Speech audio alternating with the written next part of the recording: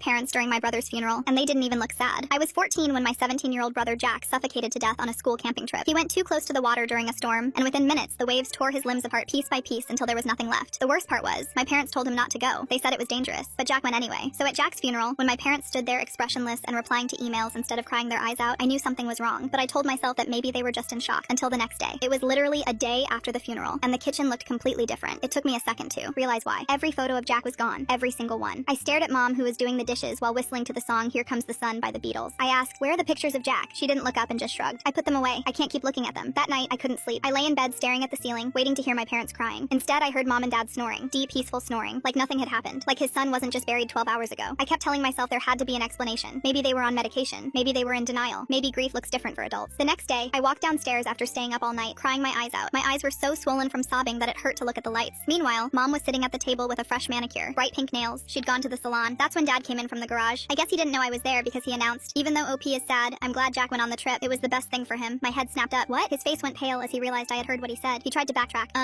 I just meant it was good he got to experience nature, you know? Before I could say anything else, him and my mom just stood up and left the room. I sat there for a long time after that. My hands were shaking. I knew something was very, very wrong. That night, I went into Jack's room. I told myself I just wanted to feel close to him. But really, I was looking for answers. I didn't even know what I was looking for. I just needed something. I sat on the edge of his mattress and curled into a ball, imagining what he'd say if he was still alive. That's when I felt it. There was something hidden under the mattress. I pulled it out and it was Jack's diary. I immediately opened it to a random page, and what I read made everything make sense in the worst way possible. I thought I was going to vomit. Jack wrote, I found messages on Dad's phone. He's been texting one of his students in 6th grade. The things he was saying to her made me sick, especially when I read the message about having a baby together. I showed Mom and she told me if I tried to report it, she'd kill me. That was the last entry. I looked up from the journal. My hands weren't shaking anymore. They were steady because suddenly everything made sense. The photos coming down immediately. The nails getting done like nothing was wrong. Dad sleeping peacefully. Jack was going to ruin Dad by telling the truth, and my parents killed him for it. I don't remember walking to the living room. I don't remember what my face looked like. I just remember standing in front of my parents with the journal in my hands and my whole body shaking. What did you do? Mom's face went white. Dad stood up slowly and asked, where did you find that? I responded, what did you do to Jack? Dad's voice was cold, colder than I'd ever heard it. You don't understand. He was going to ruin this family. I couldn't breathe. Mom spoke next. Her voice was steady, calm. We gave him a chance to change. He refused. I screamed, he was your son. He was my brother. Mom's voice was soft, almost gentle. We did what we had to do. For the family, for you. You'll understand someday. I'll never understand.